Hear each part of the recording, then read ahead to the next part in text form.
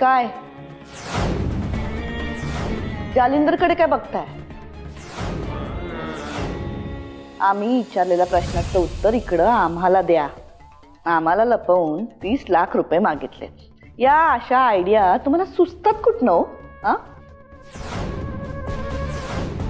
नाही, असं विचारच कसा येतो मनात? तुमच्या बायकोच्या सुपीट डोक्यातून येतात का या सगळ्या आयडिया? तेजप्रताप, तुम्ही ना आता कोणाचं काय ऐकत नाही बाई. स्वतःचे निर्णय स्वतःच घ्यायला लागलाय. वा. नाही माई, आम्ही तुम्हाला सांगणारच होतो, पण मग का नाही सांगितलं? आमच्याकडे यायचं ना पैसे मागायला, डायरेक्ट दिले असते तुम्हाला. पण नाही. तेजप्रताप, 30 लाख रुपये मागितले, दिले. आम्ही तर तुम्हाला 50 लाख रुपये देण्यापर्यंतची मुभा दिली होती, तर तुम्ही काय कोपरापासूनच खाणायला लागलात पार. आमच्यापासून लपवून गोष्टी करताय, लोकांना सांगताय आम्हाला कळू द्यायचं नाही. काय चाललंय तेजप्रताप? माफ करा बाई, आमच्याकडनं चूक झाली आहे खरी. आम्ही तुम्हाला हे सगळं सांगायला पाहिजे होतं. पण माई, त्याआधी आमच्याकडनं अजून एक चूक झाली होती स्नेहताईंच्या बाबतीत. ती चूक सुधारायला म्हणून मी आईपेक्षा जास्त बाहेरच्यांची काळजी तुम्हाला वाटायला लागली आहे. आईचा विचार नाही, पण बाहेरच्या लोकांचा विचार जास्त करायला लागलाय तुम्ही.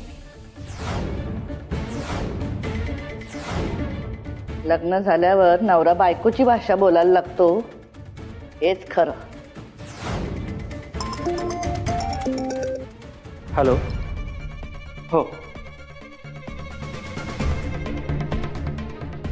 माई, एअरपोर्टवरनं फोन होता.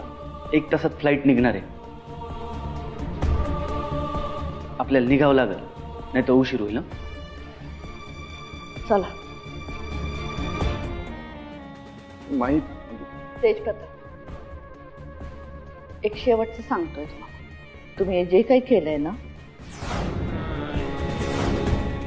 ते आम्हाला आवडलेलं नाही. नाही, राहू द्या. चला.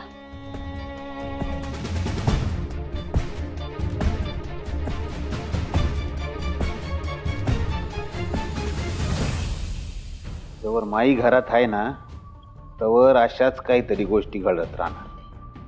पण काय ग, तू जे म्हणत होतीस ते खरं आहे ना? व नाही म्हणजे आपण पुढच्या गोष्टीवर विश्वास ठेवायचो आणि काय करायला जायचो तर आपल्याच गळ्यात फास पडायचा. की बाई लई शातीर आहे. असल, पण माणूस कितीही शातीर असला ना, तरी कधी ना कधी ठेच कळतो. हा नियम तुला बी लागू होतो. नाही, रेस जिंकलीस हे आत्ताच नको वाटून घेऊ. त्या पोरीचा लगाम जरा खेचून धर. नाही, तुझं खोटं जर तिला कळलं तर ती किंकाळायची आणि तुला कधी उतनी पाडल ते तुला बी कळणार नाही.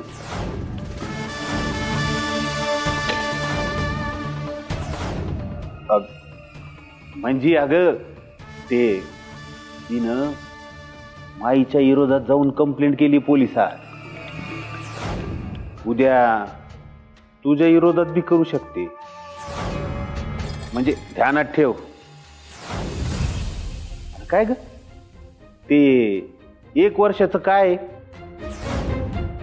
काय प्रकरण आहे ते? त्याचा अंदाज लावता येत नाहीये.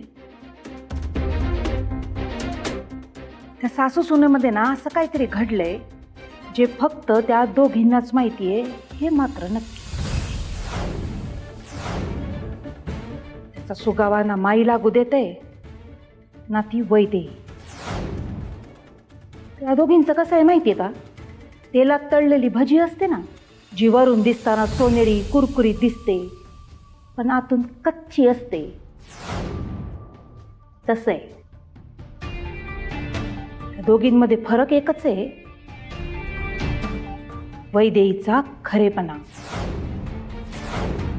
आणि त्या खरेपणाचा मी कसा उपयोग करून घेते ना, ते बघाच.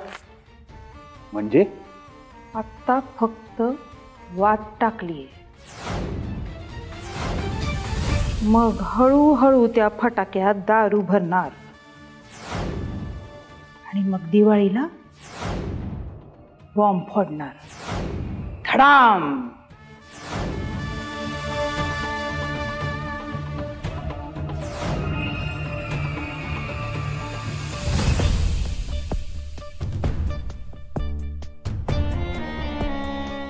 निरोप दिला ना डुकराला? हो माई, ते सगळं झालंय. बसा तू, काढा गाडी.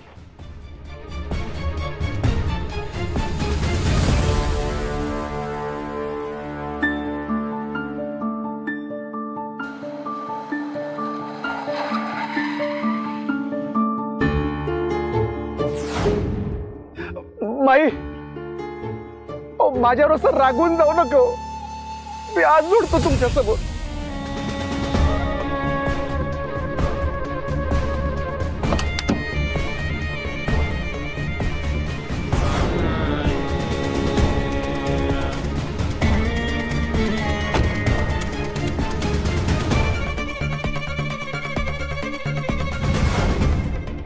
तेज प्रताप, अब काय करताय? माई, हवं तर तुम्ही तर सगळ्यांसमोर माझ्या थोबडीत मारा. काय हवी ती शिक्षा द्या. तुम्ही असं माझ्यावर रुसून जाऊ नका. तुम्ही माझ्यावर असं रुसला ना की मला वाटतं माझा देवच माझ्यावर रुसलाय. माई, कायम तुम्ही लांबच्या प्रवासाला जाताना मायेनं डोक्यावरून हात फिरवायचा, हाताला चेहऱ्यानं जायचं. पण आज तुम्ही माझ्यावर चिडून निघालात.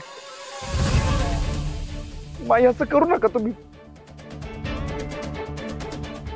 मान्य आहे माझ्याकडनं चूक झालीये, त्यासाठी तुमची हात जोडून माफी मागतो बाई. पाहिजे तर पाया पडतो बाई, पण असं करू नका तुम्ही.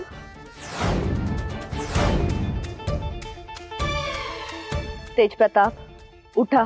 नाही बाई, तुम्ही आधी माफ केलं मला, नाहीतर माझं कशातच मत नाही लागणार. तेज प्रताप, उठा. उठा उठा. इथं आमच्याकडे बघा, आमच्याकडे बघा.